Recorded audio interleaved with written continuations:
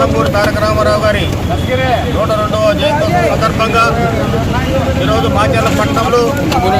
మన municipal chairman Sheikh Madar Saheb గారి ఆధ్వర్యంలో అన్న జయంత్యోత్సవాలు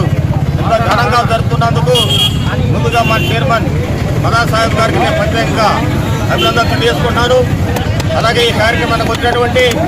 తెలుగుదేశం పార్టీ కార్యకర్తలు, నందమూరి అభిమానులందరికీ కూడా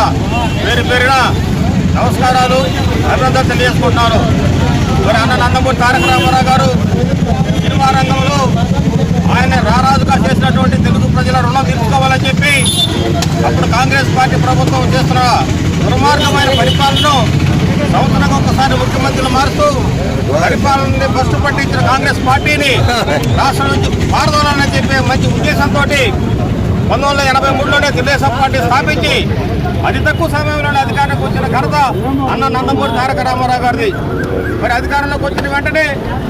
సంక్షేమమే ధ్యేయంగా, పేద ప్రజల అభివృద్ధి ధ్యేయంగా మరి భారతదేశంలో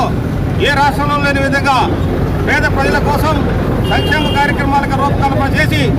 అభివృద్ధి చేసిన ఘనత అన్న నందమూరి తారక రామారావు గారిది. గూడు గుడ్డ నిదానంతో ₹2 కిలో బియ్యం, పక్కా గృహ నిర్మాణాలు కానీ, జనతా వస్త్రాలు కానీ మరి ఇచ్చి పేద ప్రజలను ఆదుకున్న ఘనత అన్న నందమూరి తారక రామారావు గారిది. అలాగే రైతులకు ₹50 హెచ్పీకి ఉచితంగా కరెంటు కూడా సప్లై చేసిన ఘనత అన్న నందమూరి తారక రామారావు గారిది. మరి ఆయన ప్రజల్లో సగభాగమైన మహిళలకు కూడా హక్కు ఉండాలని చెప్పి మొట్టమొదటిసారిగా భారతదేశంలో ఏ రాష్ట్రంలో లేని విధంగా మన ఆంధ్ర రాష్ట్రంలోని మహిళలకు కూడా ఆస్తిలో సగం హక్కు కల్పించిన ఘనత అన్న నందమూరి తారక రామారావు గారిది. అందుకనే ఆయన